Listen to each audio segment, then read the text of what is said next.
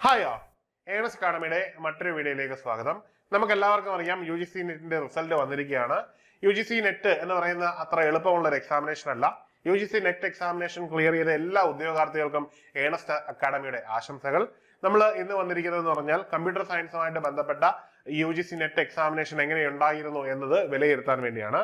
നമ്മൾ ഇവിടെ നോക്കുമ്പോൾ ആകെ മൊത്തം എക്സാമിനേഷന്റെ ഒരു ഔട്ട്ലുക്ക് നോക്കുമ്പോൾ എല്ലാ വിഷയങ്ങളിലുമായിട്ട് ഏതാണ്ട് 10,19,751 പേരാണ് ഈ CBT എക്സാമിനേഷനുടെ അപ്ലൈ ചെയ്തിരുന്നത്. എന്നാൽ 7,52,007 പേര് മാത്രമാണ് ഈ ഒരു എക്സാമിനേഷൻ എഴുതിയത്.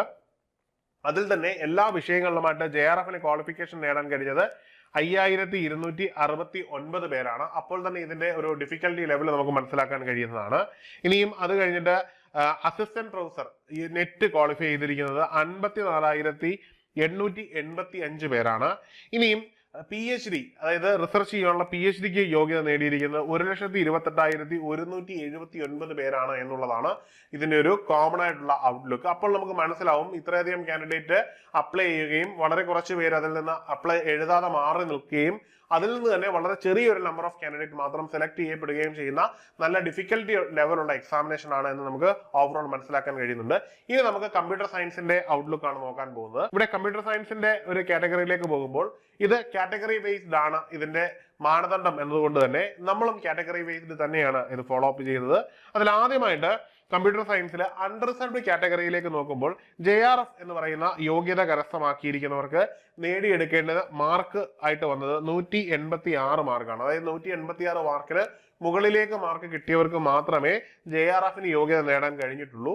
ഇത് ഇന്ത്യയിൽ ആകെ മൊത്തത്തിൽ 53 പേർക്ക് മാത്രമാണ് ഈ ഒരു യോഗ്യത നേടാൻ കഴിഞ്ഞിട്ടുള്ളത് എന്നത് ഇവിടെ കാണാൻ കഴിയും. അടുത്തതായിട്ട് നമ്മൾ നോക്കാൻ പോകുന്ന OBC കാറ്റഗറിയാണ്. അതിൽ തന്നെ NCL കാറ്റഗറിയാണ്. NCL കാറ്റഗറിയിലേക്ക് എത്തുമ്പോൾ ഇവിടുത്തെ കട്ട് ഓഫ് മാർക്ക് 172 മാർക്കായിട്ട് മാറുന്നത് കാണാൻ പറ്റുന്നുണ്ട്. ഈ ഒരു മാർക്ക് നേടിയെടുത്ത ഓൾ ഓവർ ഇന്ത്യയിൽ 34 പേരാണുള്ളത്. ഇനിയും EWS എന്ന് പറയുന്ന കാറ്റഗറിയിലേക്ക് എത്തുമ്പോൾ അവിടെയും മാർക്ക് 172 പേരാണ്. ഈ ഒരു കാറ്റഗറിയിൽ യോഗ്യത നേടിയത് 11 പേരാണ്.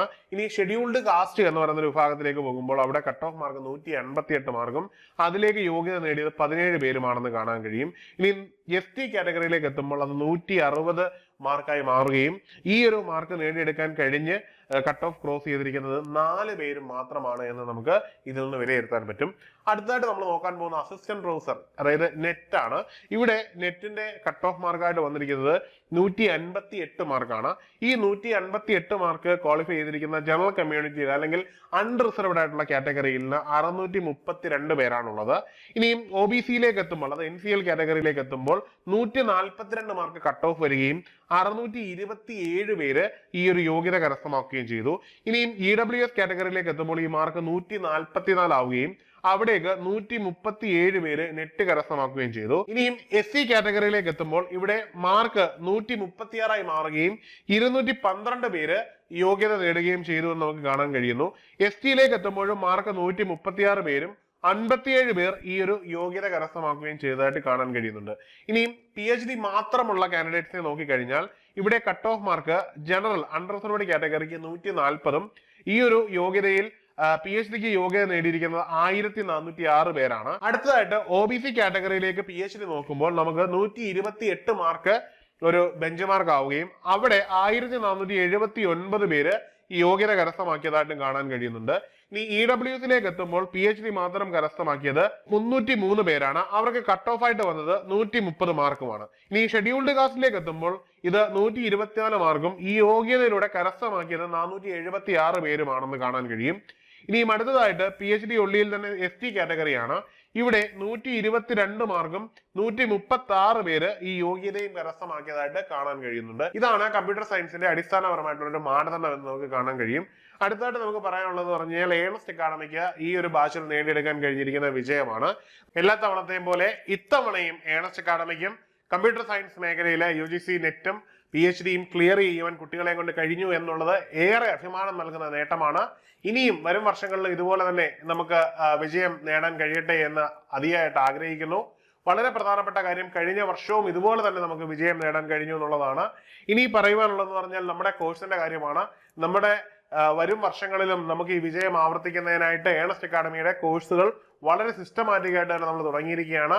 ഇനി അധികം നാളുകളില്ല നമുക്ക് അടുത്ത എക്സാമിനേഷൻ എത്താൻ. ഡിസംബർ സൈക്ലിംഗ് എത്തും. അതുകൊണ്ട് തന്നെ പഠനം അതിന്റെ ശരിയായ രീതിയിൽ മുമ്പോട്ട് കൊണ്ടുപോകണം. നമുക്കറിയാം ഇപ്പോഴത്തെ എക്സാമിനേഷൻ ചിലപ്പോൾ PhD ആയിരിക്കും കിട്ടിയിരിക്കുന്നത്, ചിലപ്പോൾ വളരെ തുച്ഛമായ മാർക്കിന്റെ പേരിൽ നിങ്ങൾ പുറത്തു പോയിരിക്കാം. അതൊന്നും ഒരു ഡിസപ്പോയിന്റ്മെന്റ് ആയിട്ട് എടുക്കാതെ നിങ്ങളുടെ തയ്യാറെടുപ്പുകൾ വളരെ വേഗം തുടങ്ങി ഇനി വരുന്ന നിങ്ങളുടെ ലക്ഷ്യം നേടിയെടുക്കാനുള്ള ഒരു ജൈത്ര യാത്രയാണ് നമ്മൾ ഇവിടെ തുടങ്ങേണ്ടത്. അതിനുള്ള എല്ലാ രീതിയിലുള്ള സപ്പോർട്ടും ഏണസ് അക്കാഡമി നിങ്ങൾക്ക് നൽകുന്നതായിരിക്കും. നമ്മുടെ ക്ലാസ്സുകൾ വളരെ സിസ്റ്റമാറ്റിക് ആയിട്ടാണ് കണ്ടക്ട് ചെയ്തു പോകുന്നത്.